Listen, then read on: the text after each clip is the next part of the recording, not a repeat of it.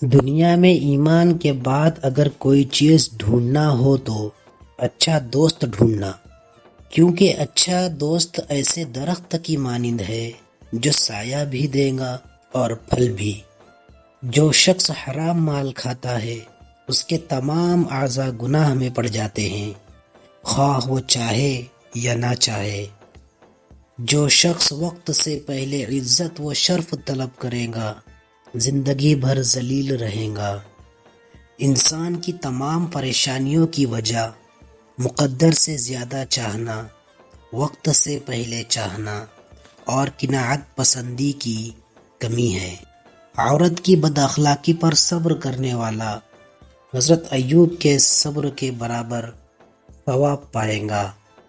ہر لکھنے والے نے فنا ہو جانا ہے، لیکن لکھی ہوئی چیز ہمیشہ باقی رہیں گی۔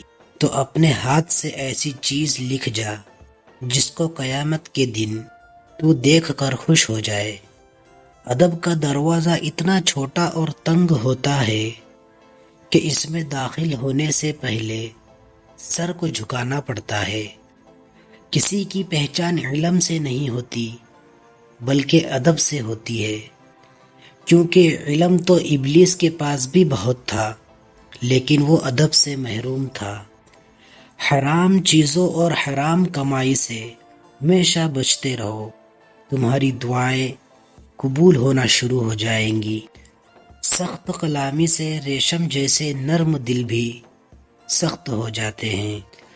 اگر رزق عقل اور دانشوری سے ملتا تو جانور اور بے وقوف بھوکے مر جاتے۔ نفس وہ بھوکا کتا ہے جو انسان سے غلط کام کروانے کے لیے اس وقت تک بھونکتا رہتا ہے جب تک وہ غلط کام کروا نہ لے، اور جب انسان کوئی غلط کام کر لیتا ہے تو یہ کتا سو جاتا ہے، لیکن سونے سے پہلے انسان کے ضمیر کو جگا جاتا ہے۔ دنیا نصیب سے ملتی ہے اور آخرت محنت سے، لیکن لوگ محنت دنیا کے لیے کرتے ہیں اور آخرت کو نصیب پر چھوڑ دیتے ہیں۔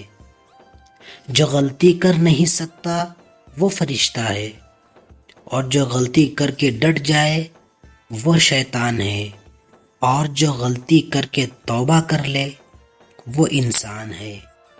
کلام میں نرمی اختیار کرو، کیونکہ لہجے کا اثر الفاظ سے زیادہ ہوتا ہے۔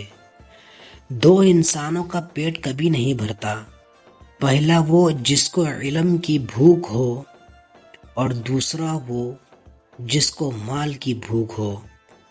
برے سلوک کا بہترین جواب اچھا سلوک ہے، اور جہالت کا بہترین جواب خاموشی ہے۔ دولت دنیا کی ہو یا ایمان کی، جتنی زیادہ بڑھ جائے اتنی نیند کم ہو جاتی۔ انسان کا سب سے بڑا کارنامہ یہ ہے کہ وہ اپنے دل اور زبان کو قابو میں رکھے۔